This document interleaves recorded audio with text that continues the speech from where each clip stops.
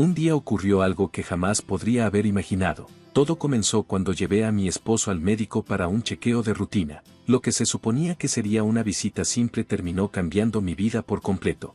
El doctor Lawrence, con una expresión muy seria, me dio unas noticias impactantes sobre mi esposo. Su actitud grave dejaba claro que no era una broma. Me invadió una ola de pánico e incredulidad. Mi esposo, a quien había estado cuidando durante su enfermedad, ahora era una fuente de gran preocupación. El doctor Lawrence sugirió que podría ser necesario que pensara en mi propia seguridad y tal vez me distanciara de mi esposo. Su consejo me dejó abrumada y asustada. Mi nombre es Barry Friedan, tengo 50 años y he trabajado durante 10 años en una importante compañía farmacéutica. Ese trabajo se ha convertido en una especie de segundo hogar para mí, brindándome consuelo y un sentido de pertenencia. Aunque soy mayor, sigo trabajando a tiempo completo y he ganado el respeto de mis colegas.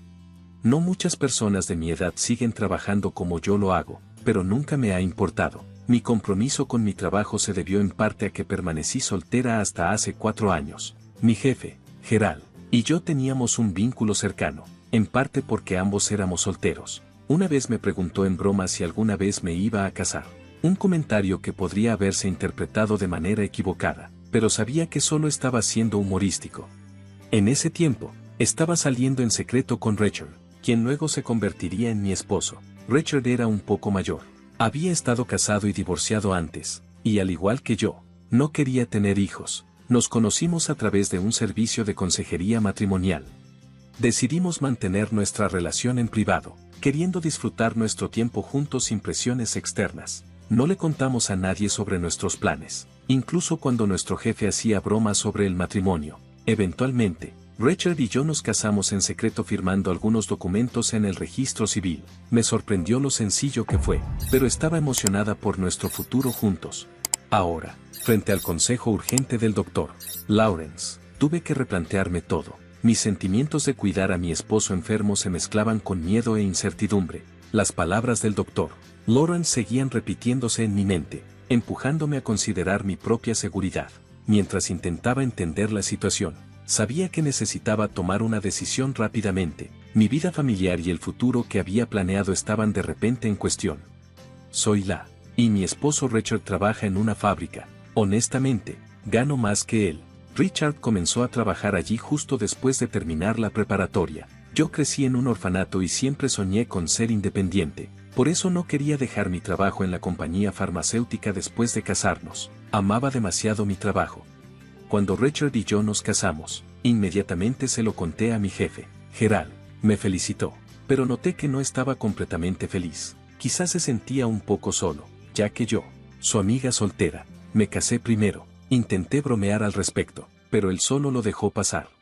Así que seguí adelante, aunque la reacción de Gerald no fue la que esperaba. Estaba emocionada de comenzar este nuevo capítulo con Richard. Imaginaba todas las cosas maravillosas que nuestro futuro nos traería, pero la realidad resultó ser menos perfecta de lo que había esperado.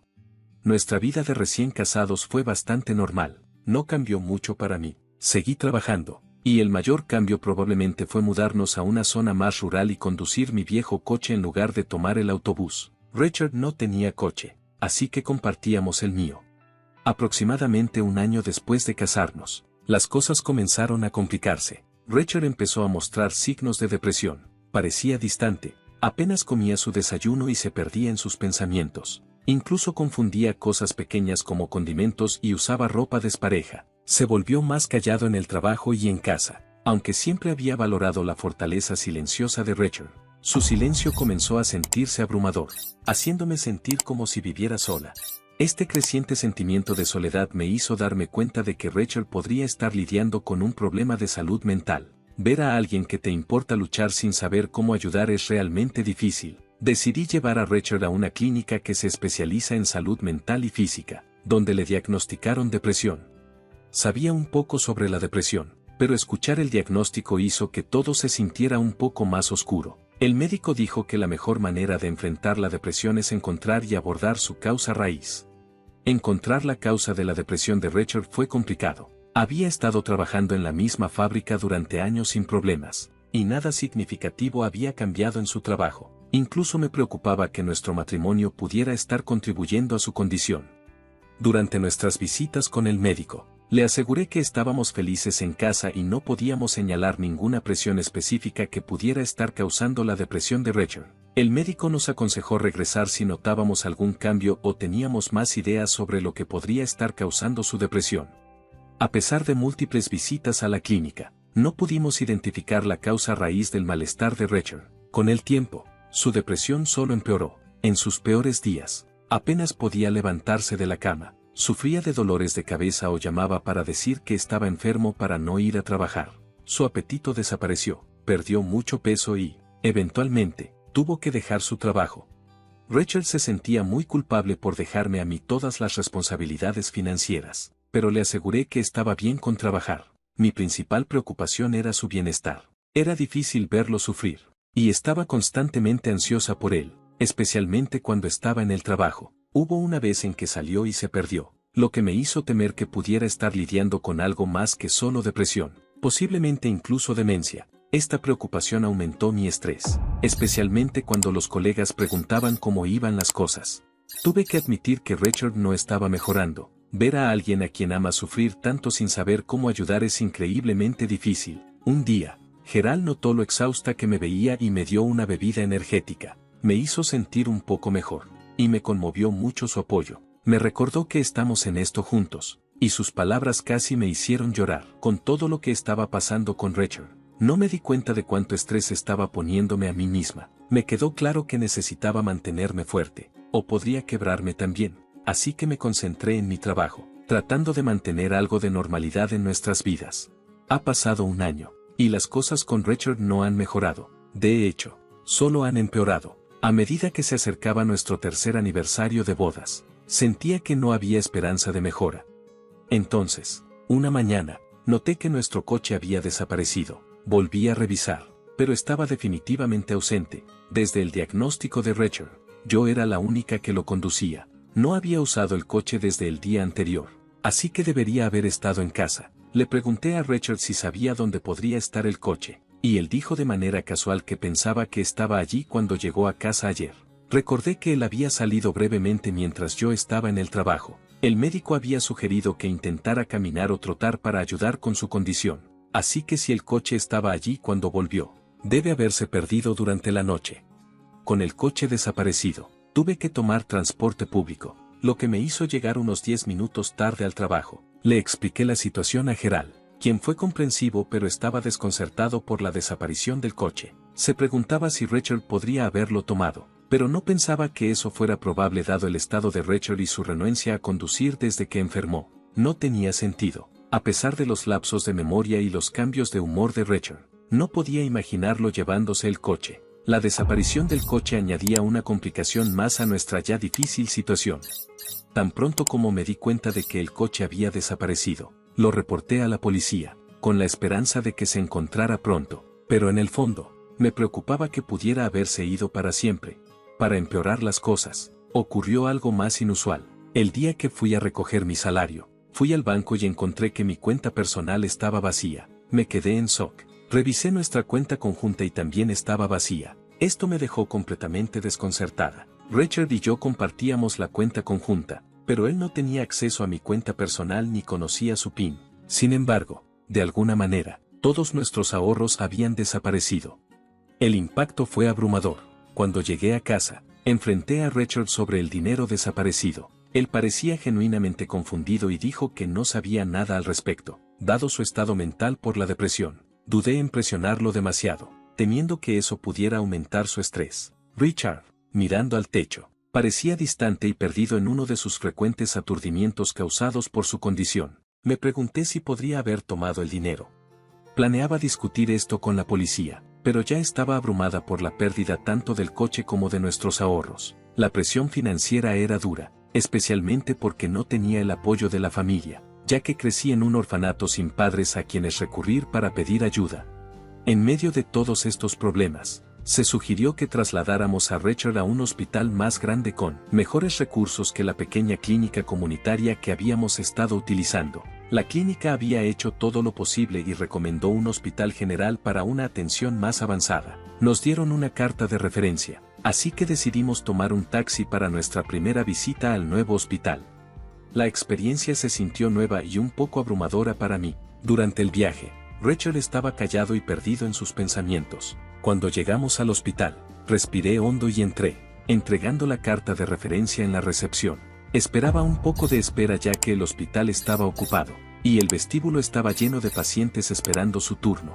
Después de aproximadamente una hora, llamaron a Rachel para su consulta. Mientras él entraba, saqué un libro para pasar el tiempo, pero apenas Rachel había entrado en el consultorio, una enfermera se acercó a mí. «Disculpe, ¿es usted la señora Simmons?», preguntó.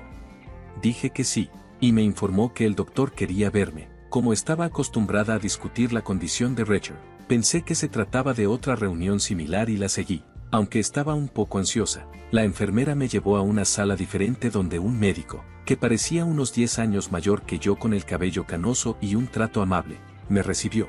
Antes de que pudiera acomodarme, le pregunté si esto tenía que ver con la condición de Rachel. Él asintió con seriedad, y me preparé para posiblemente malas noticias. Lo que el médico dijo a continuación me sorprendió. Me contó que Rachel había sido arrestado por fraude hace 10 años. Estaba confundida. ¿Por qué salía esto a relucir ahora durante una visita médica rutinaria? El doctor explicó que sospechaba que Rachel podría estar fingiendo su depresión.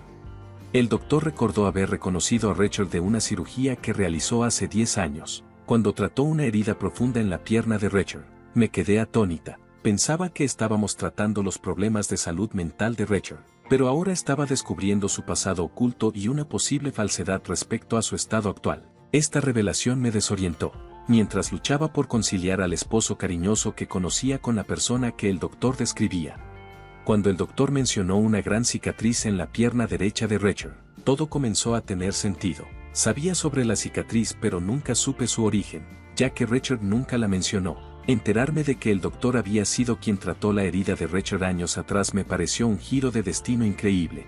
El doctor continuó explicando que Rachel se había lastimado durante una pelea con su exesposa. La pelea había surgido porque Rachel la había estafado, le había robado sus objetos de lujo y dinero. Sorprendentemente, Rachel también había fingido tener demencia en ese entonces para engañar a su esposa y hacerla bajar la guardia antes de cometer el fraude. Este patrón de fingir enfermedades para llevar a cabo sus engaños era alarmante.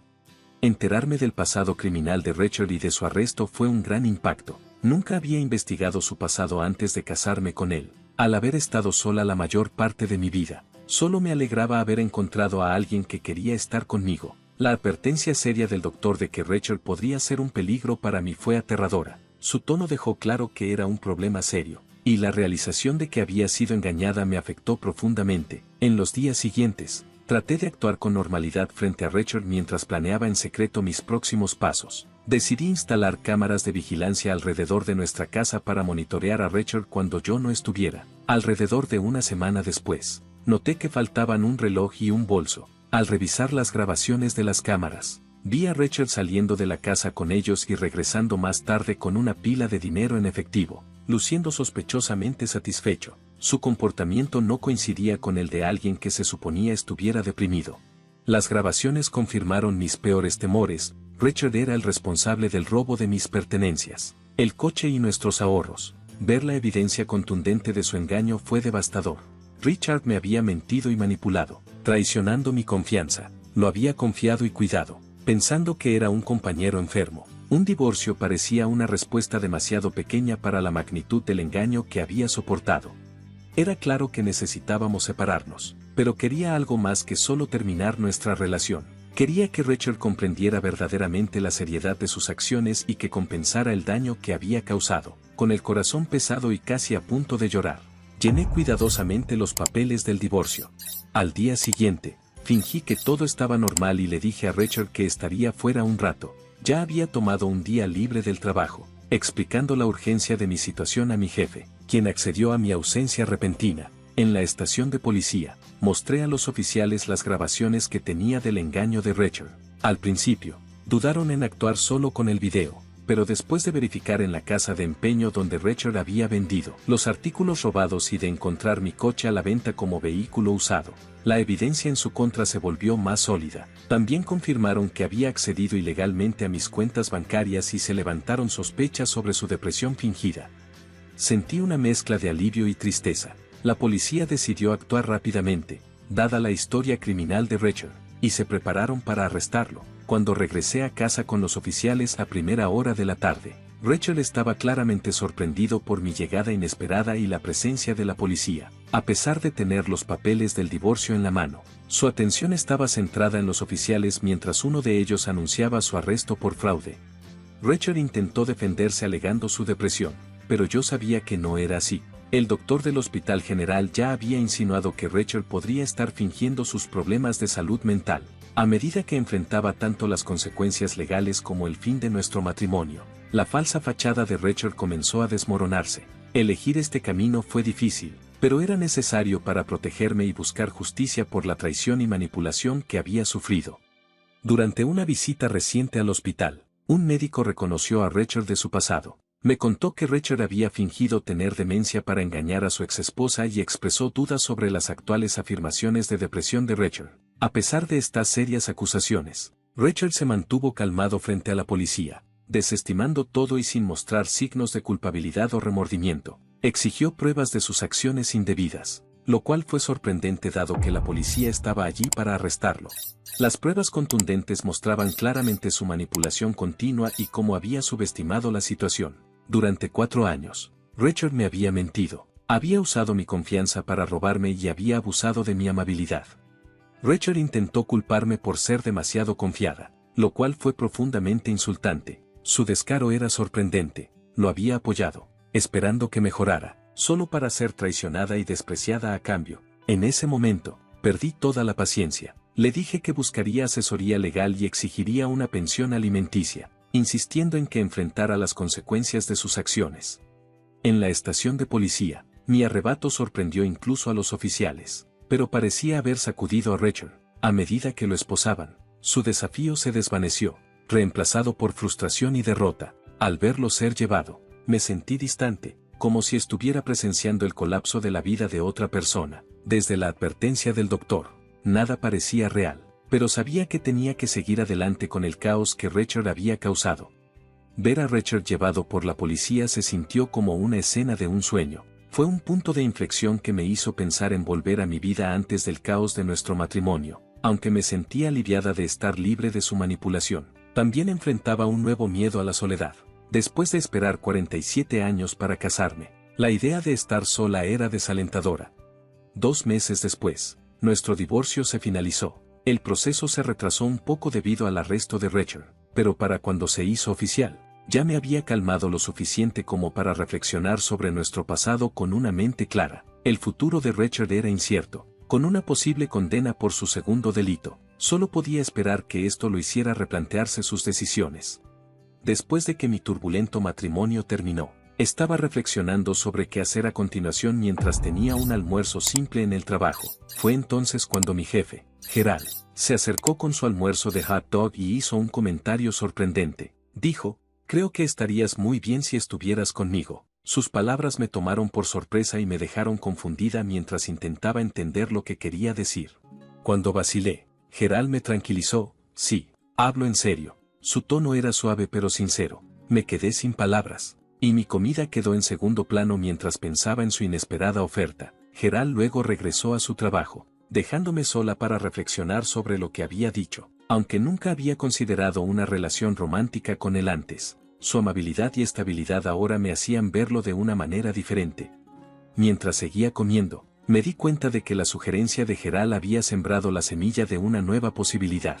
La idea de pasar tiempo con él fuera del trabajo comenzó a parecerme atractiva. Tal vez esta era una oportunidad para comenzar algo nuevo y encontrar nuevamente la felicidad y la compañía. Pensar en salir de mi zona de confort con alguien que me ha mostrado tanto cuidado era tanto emocionante como reconfortante. Decidí que esta noche podría ser el comienzo de un nuevo capítulo en mi vida.